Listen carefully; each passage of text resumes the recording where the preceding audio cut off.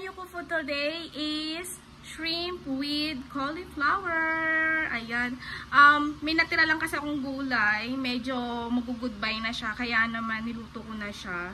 Then naghalukay ako sa aking mahiwagang freezer. Nakakita ko ng shrimp. So, mekos-mekos lang natin muna.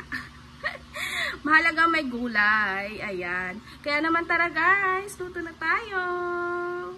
Eto na, simulan na natin. Siyempre, kailangan may sibuyas at bawang ka. Gisa-gisa lang. And then, pagka nakita nyo nang medyo lumabas yung aroma niya, ilagay nyo na ang ating hipon. Marami akong hipon dito kasi hindi ko na siya pwedeng ibalik sa freezer. Saka talagang nilinis ko siyang mabuti. Pangit kasi yung dinepros mo na, then ibabalik mo pa. Ayan. Sinison ko lang siya dyan ng brown black pepper sa kapatis. Hindi ako mahilig maglagay ng mga seasoning niya. Ayan, kasi gawa ng, ayoko nang masyadong may pampalasa. Ayan, then nagkalkal ako sa ref ko. May nakita kong cauliflower. Sayang, wala naman ako maisip iluto kasi nag-iisa lang siya.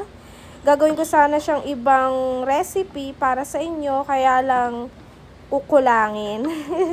Kaya naman, ayan. Cauliflower lang yung nilagay ko dyan. And then, sinimmer-simmer ko lang sa dyan until na maging tender yung ating cauliflower. Then, pag nag-orange na ang ating shrimp, it means luto na. Ayan, tikim-tikim lang para alam nyo rin kung anong kailangang idagdag at kailangang bawasan. Naluto na, it's sticky man time. Ito na siya.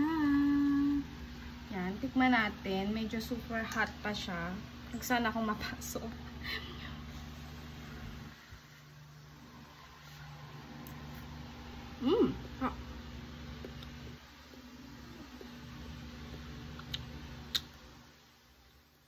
Nagpapawisan nga alaga ako, no?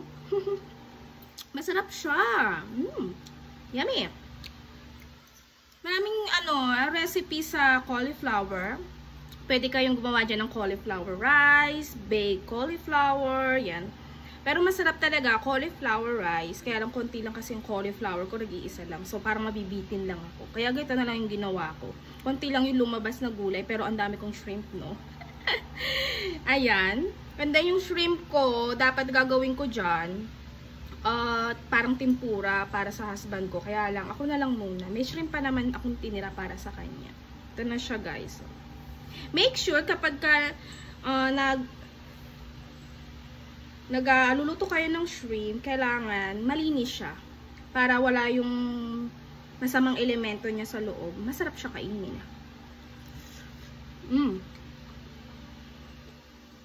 And make sure, wag niyo siyang i-overcook kasi hindi siya masarap kapag sobra siyang overcook.